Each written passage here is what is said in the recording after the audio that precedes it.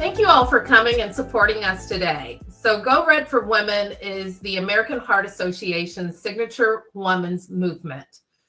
Since 2004, it's been dedicated to educating and empowering women to take action to protect themselves from the threat of cardiovascular disease, but also helping all women reduce the risk by removing the barriers that they face to better health and well-being. Unfortunately, cardiovascular disease is the #1 killer of women. It claims more women than all the cancers combined. And so today we're going to talk about the Go Red for Women's focus on getting more women interested in research and STEM. So we'd like to give a huge thanks to EY for connecting us with Jugo Digital Limited. So that we could really use this cutting edge technology to allow us to unlock the human dimension in this virtual meeting today. So let's kick this off by talking about one of the ways that American Heart Association plans to change the landscape for the future, and that is STEM Goes Red. So we're going to take it to you with our first poll question.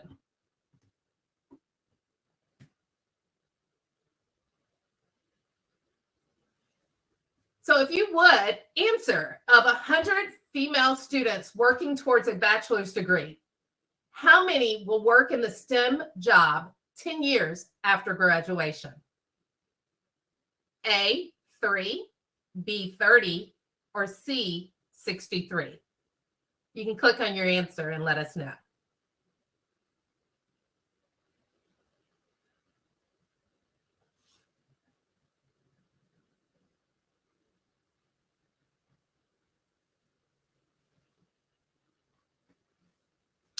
Wow, so half of you understand the importance of today. So with 54%, the answer is 3. Despite women being more than half of the college-educated workforce, only 3 will work in a STEM job 10 years after graduation. Unfortunately, today's economy and tomorrow's well-being depends on the advances that are made within STEM. And with little women being represented or making these advances, half of those workforce isn't being represented. And that's why American Heart Association has STEM Goes Red. It draws from the association's strong legacy of science, education, and discovery to help propel young women into rewarding careers in STEM. So the great part is you don't have to wait till you graduate from college to actively get started in making a difference. The education can start today. And the American Heart Association is committed to creating the next generation of lifesavers through the mission of hands-only CPR. We want at least one person in every household to know this life-saving skills. And that includes you here today. So you may be asking yourself, why would someone need CPR? Well, if someone is in a situation called cardiac arrest, they will need help from someone to help their body keep going.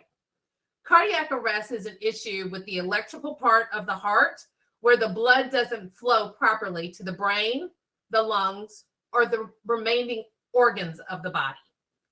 And unfortunately leads to death. So when someone collapses suddenly and isn't breathing or it doesn't have a pulse, it's our job to perform CPR to save their life. So each year, more than 350,000 cardiac arrests in the United States happen outside of the hospital. So when it happens, we're counting on the people around that person to save their lives. And by doing hands-only CPR, immediately a person's chances of surviving can double or even triple. So we're going to share with you a quick video on how simple it is to be a lifesaver.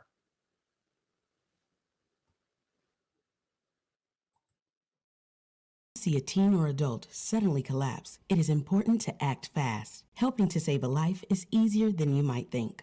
Just start hands-only CPR.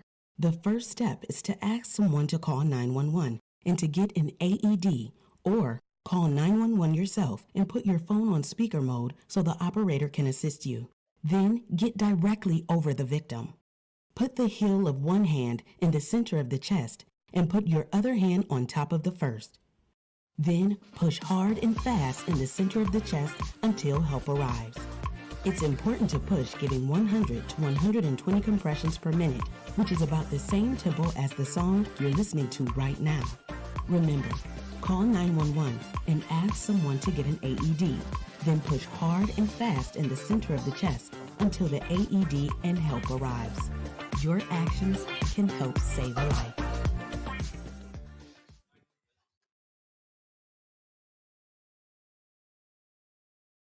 So you saw from the video how simple being a lifesaver can be. It's only 2 steps. Call 911 and push hard and fast. It's just that simple. So before we wrap it up, I wanted to pose to you if there's any questions about today's presentation. Feel free to throw them into the chat.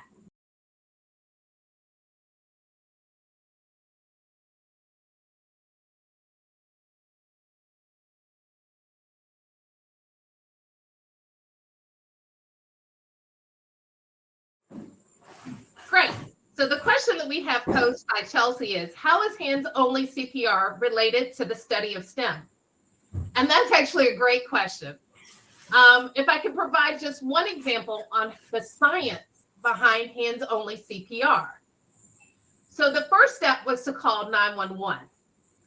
And the second step is to press hard and fast using chest compressions. When you're doing chest compressions, using the heel of your dominant hand. And that is providing pressure to assist the heart with pumping the blood to the brain, the lungs, and the remaining organs. So you have to ask yourself, what is that pressure? Pressure is the force applied over an area. So if you're using the heel of your hand, you are decreasing the area under the force that is being applied, which increases the pressure of you exerting it. So no matter your size, your weight, proper positioning, and using the heel of your hand will be able to double or triple the survival rate of an individual. So our hands can do so many things, the most important of which is saving someone's life. Now, that may be a friend on the playground, a teammate in a sport, a loved one at home, or just a random person wherever you may be. The power is in your hands. So I'm going to turn it over to you to practice being a lifesaver.